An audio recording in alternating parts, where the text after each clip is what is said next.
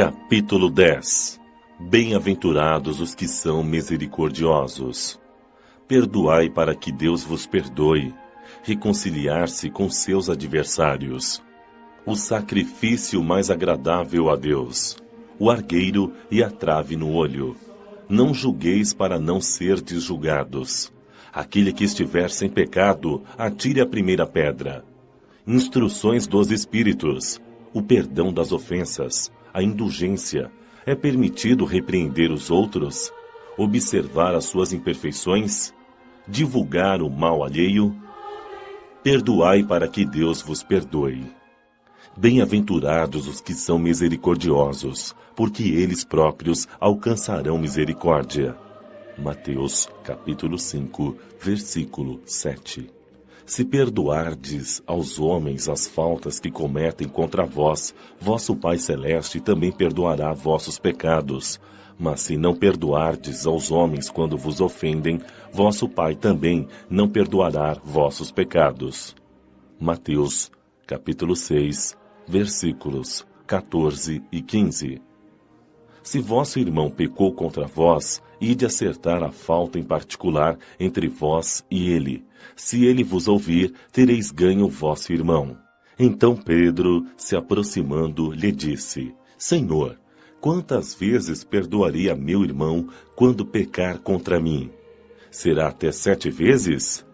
Jesus lhe respondeu: Não vos digo que apenas 7 vezes, e sim 70 vezes 7 vezes. Mateus, capítulo 18, versículos 15, 21 e 22. A misericórdia é o complemento da doçura, porque aquele que não é misericordioso não será também dócil nem pacífico. Ela consiste no esquecimento e no perdão das ofensas. O ódio e o rancor revelam uma alma sem elevação e sem grandeza. O esquecimento das ofensas é próprio da alma elevada, que está acima do mal que lhes quiseram fazer. Uma é sempre ansiosa, de uma irritabilidade desconfiada e cheia de amargura. A outra é calma, cheia de mansidão e de caridade. Infeliz daquele que diz: nunca perdoarei. Este, se não for condenado pelos homens, certamente o será por Deus. Com que direito pedirá o perdão das suas próprias faltas, se ele próprio não perdoa as dos outros? Quando diz para perdoarmos ao nosso irmão, não 7 vezes, mas 70 vezes 7 vezes, Jesus nos ensina que a misericórdia não deve ter limites. Mas há 2 maneiras bem diferentes de perdoar. Uma é grandiosa e nobre, verdadeiramente generosa, sem pensar no que passou, que evita com delicadeza ferir o amor próprio e os sentimentos do agressor, ainda que este último tenha toda a culpa. A outra maneira é quando o ofendido, ou aquele que assim se julga, impõe ao ofensor condições humilhantes e o faz sentir todo o peso de um perdão que irrita ao invés de acalmar. Se estende a mão, não é com benevolência, e sim com ostentação para se mostrar, a fim de poder dizer a todos: vede o quanto sou generoso. Em tais condições é impossível que a reconciliação seja sincera de ambas as partes. Isso não é generosidade, é, antes, uma maneira de satisfação do orgulho. Em todas as contendas, aquele que se mostra mais pacificador, que demonstra maior tolerância, caridade e verdadeira grandeza da alma, conquistará sempre a simpatia das pessoas imparciais. Reconciliar-se com seus adversários. Reconciliai-vos o mais cedo possível com vosso adversário, enquanto estiverdes com ele a caminho, para que não suceda que o vosso adversário vos entregue ao juiz e que o juiz vos leve ao ministro da justiça e que sejais mandado para a prisão. Eu vos digo, em verdade, que não saireis de lá, enquanto não houverdes pago até o último centil. Mateus, capítulo 5, versículos 25 e 26. Há na prática do perdão, assim como na do bem, geralmente, além do efeito moral, também um efeito material. Sabemos que a morte não nos livra dos nossos inimigos. Em muitos casos, os espíritos desejosos de vingança, no além-túmulo, movidos por seu ódio, perseguem aqueles contra os quais conservar o seu rancor. Por isso, o provérbio que diz: morta a cobra, cessa o veneno, é falso quando aplicado ao homem. O espírito mal aproveita o fato de que aquele a quem ele quer mal esteja ainda preso ao corpo e, portanto, menos livre para mais facilmente atormentá-lo e atingi-lo em seus interesses ou afeições mais caras. Esta é a causa da maior parte dos casos de obsessão, principalmente daqueles que apresentam uma certa gravidade, como a subjugação e a possessão. O obsidiado e o possesso são, quase sempre, vítimas de uma vingança, a qual eles deram motivo por sua conduta e cuja ação se acha numa vida anterior. Deus consente esta situação como uma punição pelo mal que fizeram, ou, se não o fizeram, por terem faltado com a indulgência e a caridade, não perdoando. É importante, pois, do ponto de vista da sua tranquilidade futura, corrigir o mais rápido possível os erros que cada um tenha cometido contra seu próximo, perdoando aos inimigos, a fim de eliminar, antes de desencarnar, qualquer motivo de desavenças ou ódios, ou qualquer causa motivada por rancor. Deste modo, de um inimigo enfurecido neste mundo pode-se fazer um amigo no outro, ou, pelo menos, ficar do lado do bem, e Deus ampara aqueles que perdoam. Quando Jesus recomenda reconciliar-se o mais cedo possível com seu adversário, não é apenas com o objetivo de eliminar as discórdias durante a atual existência, mas para evitar que elas continuem nas existências futuras. Não saireis de lá, disse Jesus, enquanto não houverdes pago até o último centil. Isto quer dizer que, enquanto não nos perdoarmos uns aos outros, estaremos presos em cadeias de ódio e rancor, das quais só nos libertaremos quando estiver satisfeita completamente a justiça de Deus. O sacrifício mais agradável a Deus. Se, portanto, quando apresentardes vossa ofenda ao altar, vos lembrardes de que vosso irmão tem algo contra vós, deixai vosso donativo aos pés do altar e ide antes de mais nada vos reconciliar com vosso irmão e, só depois, voltai para oferecer vossa oferta. Mateus, capítulo 5, versículos 23 e 24. Quando Jesus disse, ide vos reconciliar com vosso irmão antes de apresentar vossa oferenda ao altar, ensinou ao homem que o sacrifício mais agradável ao Senhor é o de sacrificar o seu próprio ressentimento, que antes de se apresentar a Ele para ser perdoado, é preciso perdoar, e se cometemos alguma injustiça contra um de nossos irmãos, é preciso tê-la corrigido. Então, só assim a oferenda será agradável, pois virá de um coração puro e isento de qualquer mau pensamento. Ele explicou assim este ensinamento porque os judeus ofereciam sacrifícios de coisas materiais e suas palavras deviam estar de acordo com os costumes em vigor naquela época. Mas, como o cristão espiritualizou o sacrifício, não oferece mais dádivas materiais a Deus. Para ele, o ensinamento ganha mais força. Oferecendo sua alma a Deus, ela deve estar purificada. Entrando no templo do Senhor, deve deixar do lado de fora todo o sentimento de ódio e de animosidade, todo o mau pensamento contra seu irmão, e só então sua prece será levada pelos anjos aos pés do Eterno. Eis o que Jesus ensina com estas palavras: deixai vosso donativo ao pé do altar, e ide primeiro vos reconciliar com vosso irmão, se quiserdes ser agradável ao Senhor. O argueiro e a trave no olho. Por que vedes um argueiro no olho do vosso irmão, vós que não vedes uma trave no vosso? Ou como dizeis ao vosso irmão, deixai-me tirar um argueiro do vosso olho, vós que tendes uma trave no vosso? Hipócritas, retirai primeiramente a trave de vosso olho, e então vereis como podereis tirar o argueiro do olho do vosso irmão. Mateus, capítulo 7, versículos 3 a 5. É uma insensatez dos homens ver o mal nos outros antes de ver aquele que está em nós próprios. Para julgar-se a si mesmo, seria preciso poder olhar seu íntimo num espelho, transportar-se de algum modo para fora de si, se isso fosse possível, e se considerar como uma outra pessoa, perguntando-se: o que eu pensaria se visse alguém fazer Indiscutivelmente, o orgulho faz com que o homem disfarce seus próprios defeitos, tanto morais quanto físicos. Essa insensatez é totalmente contrária à caridade, pois a verdadeira caridade é modesta, simples e indulgente. A caridade orgulhosa é contrária ao bom senso, já que esses dois sentimentos se neutralizam um ao outro.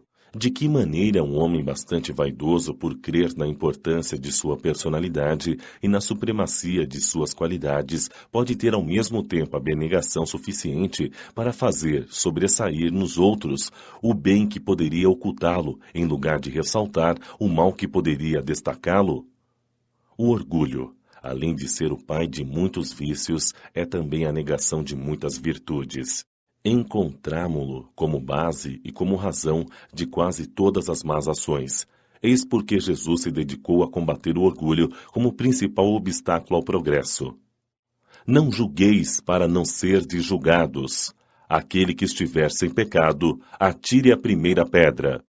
Não julgueis para não serdes julgados, pois sereis julgados conforme houverdes julgado os outros, e aplicar-se-á a vós na mesma medida aquilo que aplicastes contra eles. Mateus, capítulo 7, versículos 1 e 2. Então os escribas e os fariseus levaram-lhe uma mulher que havia sido surpreendida em adultério, fizeram-na ficar de pé no meio do povo e disseram a Jesus: Mestre, esta mulher acaba de ser surpreendida em adultério. Moisés nos ordena, na lei, apedrejar as adúlteras. Qual é, portanto, vossa opinião a respeito disso? Eles diziam isso querendo tentá-lo, a fim de ter do que acusá-lo. Mas Jesus, abaixando-se, escrevia com seu dedo na areia. Como continuasse a interrogá-lo, levantou-se e lhes disse: Aquele dentre vós que estiver sem pecado, lhe atire a primeira pedra. Após isso, abaixou-se de novo e continuou a escrever na areia. Mas eles, o tendo ouvido falar assim, retiraram-se um após o outro, os velhos saindo primeiro. E assim, Jesus permaneceu sozinho com a mulher que estava no meio da praça. Então Jesus, levando-se de novo, lhe disse: Mulher, onde estão os vossos acusadores? Ninguém vos condenou? Ela lhe disse: Não, Senhor. Jesus lhe respondeu: Eu também não vos condenarei. Ide, e no futuro não pequeis mais. João, capítulo 8, versículos 3 a 11. Aquele que estiver sem pecado, atire-lhe a primeira pedra. Com este ensinamento, Jesus faz do perdão um dever, pois não há ninguém que dele não tenha necessidade para si mesmo, e nos ensina que não devemos julgar os outros mais severamente do que julgaríamos a nós mesmos, e nem condenar nos outros o que perdoaríamos em nós. Antes de condenar uma falta de alguém, vejamos se a mesma reprovação não pode recair sobre nós. A censura lançada sobre a conduta dos outros pode ser por dois motivos: reprimir o mal ou desacreditar a pessoa cujos atos estamos criticando. Este último motivo nunca tem desculpa, pois vem da maledicência e da maldade. O primeiro pode ser louvável, em certos casos, torna-se até mesmo um dever se disso deve resultar um bem, e sem esse procedimento o mal nunca seria combatido na sociedade. Aliás, não deve o homem ajudar o progresso de seu semelhante? Não se deve, portanto, tomar este princípio no sentido amplo e limitado. Não julgueis, se não quiserdes ser julgados, porque a letra mata e o espírito vivifica. Não é possível que Jesus tenha proibido de se censurar o mal. Em todas as oportunidades, ele o combateu energicamente. Quis nos ensinar que a autoridade da censura se dá em razão da autoridade moral daquele que a pronuncia. Se nos sentirmos culpados por aquilo que condenamos nos outros, não temos o direito de ter essa autoridade e, ainda mais, usamos de forma injusta, caso façamos o direito de condenação. Além disso, a consciência íntima recusa todo respeito e toda obediência voluntária àquele que, estando investido de qualquer poder, não respeite as leis e os princípios que está encarregado de aplicar. Não há maior autoridade legítima aos olhos de Deus do que aquela que se apoia no exemplo que dá do bem. Isto é o que ressalta, de forma bem clara, nas palavras de Jesus. Instruções dos Espíritos. O perdão das ofensas. Simeão, Bordeaux, 1862. Quantas vezes perdoarei ao meu irmão? Deveis perdoar-lhe não 7 vezes, mas sim 70 vezes 7 vezes. Eis um dos ensinamentos de Jesus que mais deve marcar vossa inteligência e falar mais diretamente ao vosso coração. Comparai estas palavras de misericórdia com a prece tão simples, tão resumida e tão elevada no seu alcance, o Pai Nosso que Jesus ensinou a seus discípulos, e encontrareis sempre o mesmo pensamento. Jesus, o justo por excelência, responde a Pedro: Tu perdoarás, mas sem limites. Perdoarás ainda que a ofensa te seja feita muitas vezes. Ensinarás aos teus irmãos o esquecimento de si mesmos, que os torne vulneráveis à agressão, aos maus procedimentos e às injúrias. Serás doce e humilde de coração, nunca medindo tua mansidão e brandura. Farás, enfim, o que desejas que o Pai Celestial faça por ti. Não tem Ele te perdoado sempre? Acaso conta as inúmeras vezes em que seu perdão vem apagar as tuas faltas? Prestai atenção à resposta de Jesus e, como Pedro, aplicai-a a vós mesmos. Perdoai, usai de indulgência, sede caridosos, generosos, isto é, pródigos no vosso amor. Dai, e o Senhor vos restituirá. Perdoai, e o Senhor vos perdoará.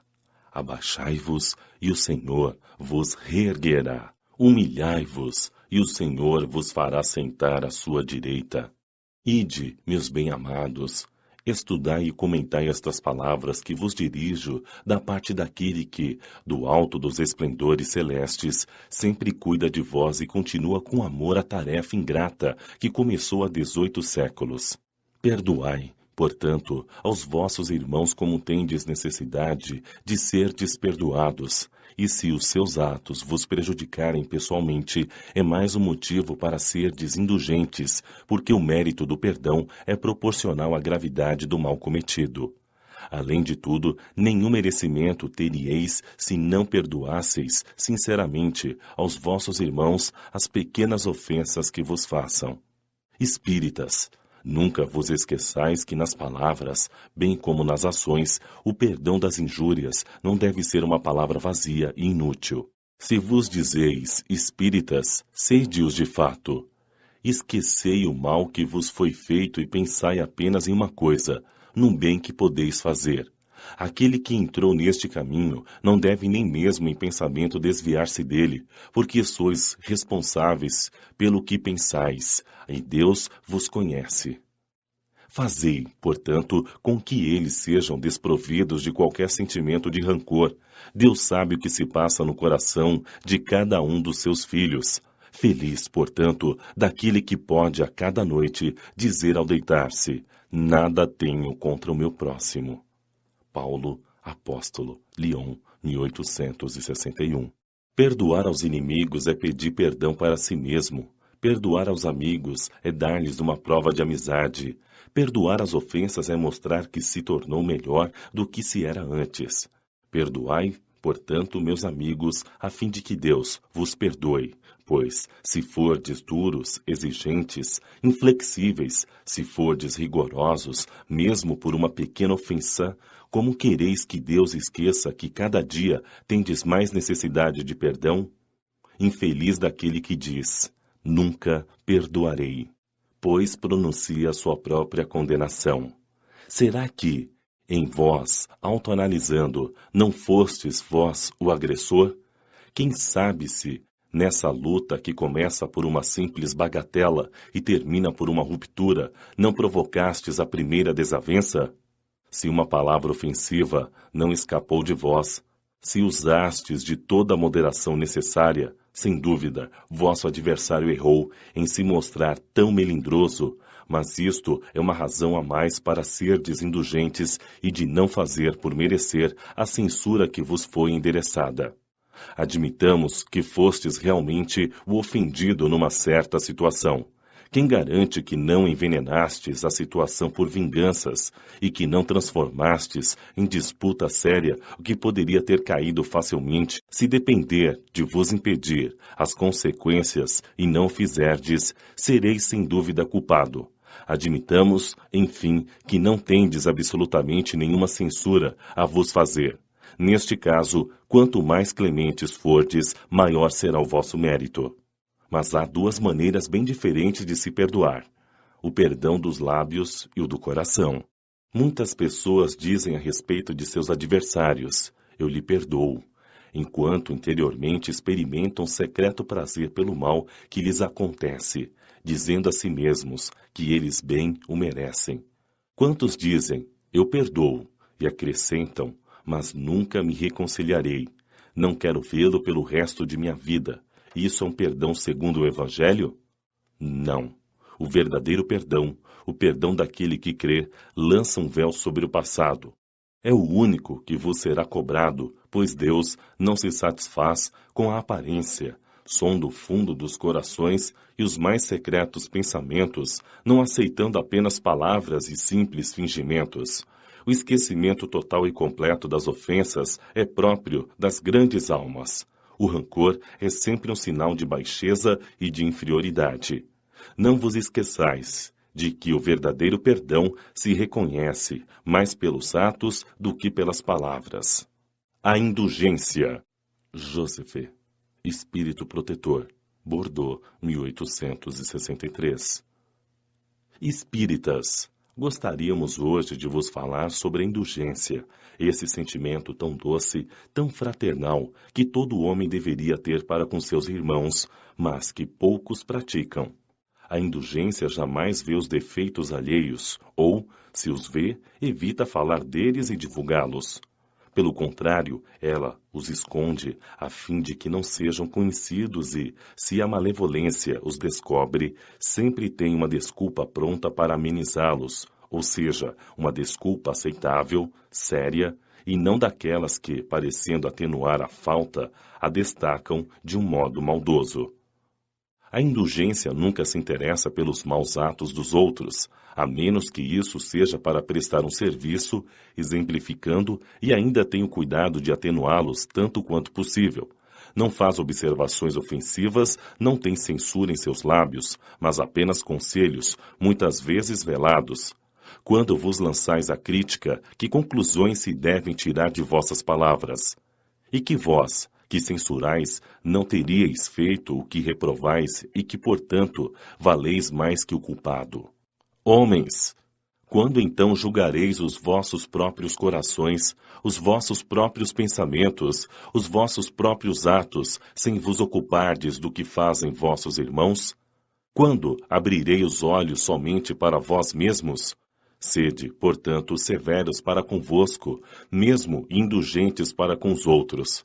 Pensai naquele que julga em última instância, que vê os pensamentos secretos de cada coração e que, consequentemente, perdoa muitas vezes os erros que repreendeis ou condena os que desculpais, pois conhece bem a causa de todos os atos.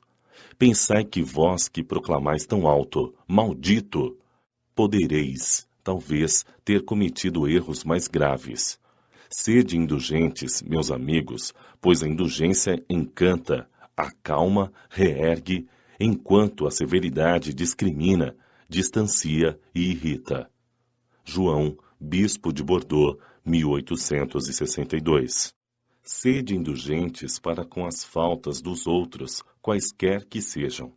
Julgai com severidade apenas vossas próprias ações, e o Senhor usará de indulgência para convosco, do mesmo modo como a usastes para com os outros. Apoiai os fortes, encorajai-os a prosseguir no bem. Fortificai os fracos, mostrando-lhes a bondade de Deus que considera o menor arrependimento. Mostrai a todos o anjo do arrependimento, estendendo suas asas brancas sobre as faltas dos humanos, ocultando-as assim aos olhos daquele que em tudo vê impureza. Compreendei toda a misericórdia infinita de vosso Pai, e não vos esqueçais nunca de lhe dizer pelos vossos pensamentos, especialmente pelos vossos atos. Perdoai as nossas ofensas, assim como perdoamos aquele que nos tem ofendido. Estendei bem o valor dessas sublimes palavras. Não só sua letra é admirável, mas também o ensinamento que elas contêm. O que solicitais ao Senhor quando implorais o perdão? Esquecimento? Só isso? Se assim fosse, resultaria em nada. Pois, se Deus se contenta em esquecer as vossas faltas, não pune, mas também não vos recompensa. A recompensa não pode ser o preço do bem que não se fez, e ainda menos do mal que se haja feito, mesmo que esse mal tenha sido esquecido. Pedindo perdão por vossas transgressões, pedis a Deus o favor de suas graças, para não mais cairdes nelas, e a força necessária para entrardes no novo caminho de submissão e de amor, no qual podereis acrescentar ao arrependimento a reparação do erro. Quando perdoardes aos vossos irmãos, não vos contenteis em estender o véu do esquecimento sobre suas faltas. Esse véu é, muitas vezes, bastante transparente aos vossos olhos. É preciso acrescentar-lhe o amor ao mesmo tempo que o perdão. Fazei por eles o que pedireis que vosso Pai Celeste fizesse por vós. Trocai a cólera que desonra pelo amor que purifica. Pregai e exemplificai essa caridade ativa e incansável que Jesus vos ensinou. Pregai como ele próprio fez durante o tempo em que viveu na terra, visível aos olhos do corpo, e como ainda a prega sem cessar, desde que se tornou visível apenas aos olhos do Espírito. Segue o divino modelo. Segue os seus passos, que vos conduzirão ao lugar de refúgio, onde encontrareis o repouso após a luta. Como ele, carregai todas a vossa cruz e subi, sofridamente, mas com coragem, o vosso calvário. A glorificação está no cimo. Duffitre, Bispo de Nevers, Bordeaux. Meus caros amigos, sede severos para convosco, indulgentes para com as fraquezas dos outros. Esta é uma prática da santa caridade que poucas pessoas observam. Todos vós tendes más tendências a vencer, defeitos a corrigir, hábitos a modificar. Todos vós tendes um fardo mais ou menos pesado do qual vos deveis livrar para subir o cume da montanha do progresso. Por que havereis de ser observadores tão exigentes para com vosso próximo e tão cegos em relação a vós mesmos? Quando cessareis de perceber no olho de vosso irmão argueiro o cisco que o fere, sem ver no vosso a trave que vos cega e vos faz caminhar de queda em queda? Acreditai nos espíritos, vossos irmãos, todo homem muito orgulhoso, por se julgar superior em virtudes e em méritos aos seus irmãos encarnados, é insensato e culpado, e Deus o julgará por isso no dia da sua justiça. O verdadeiro caráter da caridade é a modéstia e a humildade. Ambas consistem em ver apenas superficialmente os defeitos dos outros e ressaltando neles o que há de bom. Ainda que o coração humano seja um abismo de corrupção, sempre existe, em algumas de suas regiões mais ocultas, o germe de bons sentimentos, centelha viva da essência espiritual. Espiritismo, doutrina consoladora e bendita.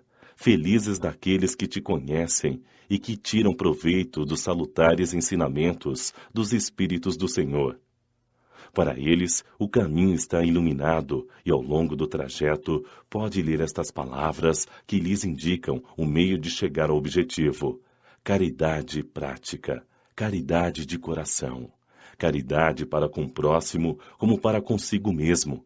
Em uma palavra, caridade para todos e o amor a Deus acima de todas as coisas. O amor a Deus resume todos os deveres, e é impossível amar realmente a Deus sem praticar a caridade da qual Ele faz uma lei para todas as criaturas. É permitido repreender os outros?